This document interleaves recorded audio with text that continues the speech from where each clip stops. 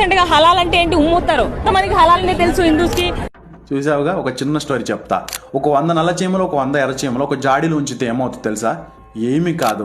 కానీ అదే జాడీని ఒకసారి షేక్ చేస్తే మాత్రం ఎర్ర చీమలు నల్ల చీమలు ఒకదాని ఒకటి చంపుకోవడం స్టార్ట్ చేస్తాయి. నల్ల చీమలు అనుకుంటే అసలైన శత్రువు ఎర్ర చీమలని, ఎర్ర చీమలు అనుకుంటే అసలైన శత్రువు నల్ల చీమలని.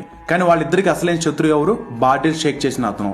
ఆ చీమలు లాగానే హిందువులు ముస్లిమ్స్ కూడా ఇద్దరు కూడా ఇలా ఒకరినొకరు అనుకుంటున్నారు. కానీ అసలైన శత్రువు ఎవరో తెలుసా? రాజకీయ నాయకుడు. ఒక రాజకీయ నాయకుడు అంటాడు ఈ దేశంలో హిందువులు ప్రమాదాలు ఉన్నారు, మా హిందూ పార్టీ అని. ఇంకో నాయకుడు అంటాడు ముస్లిమ్స్ ప్రమాదాలు ఉన్నారు, మేము ముస్లిమ్స్కి సపోర్ట్ చేస్తున్నాం అని. కానీ ప్రమాదంలో ఉంది హిందూసో ముస్లిమ్సో కాదు, దేశంలో ఉన్న ప్రజలు. సో అందుకే చూసి ఓటు వేయండి. ఇక్కడ ఓటు వేసేటప్పుడు చూసేది ఏ పార్టీ ఏ కులానికి సపోర్ట్ అని కాదు. ఒక మిడిల్ క్లాస్ వ్యక్తి వాడికి కావాల్సిన వస్తువులు రేట్లు పెరగకుండా వాడికి వచ్చి కొద్ది జీతంలో ఇంటిని నడిపిస్తూ ప్రశాంతంగా నిద్రపోతాడు చూడు, అలా దేశాన్ని నడిపించే పార్టీ మాత్రం ఓటు వేయండి.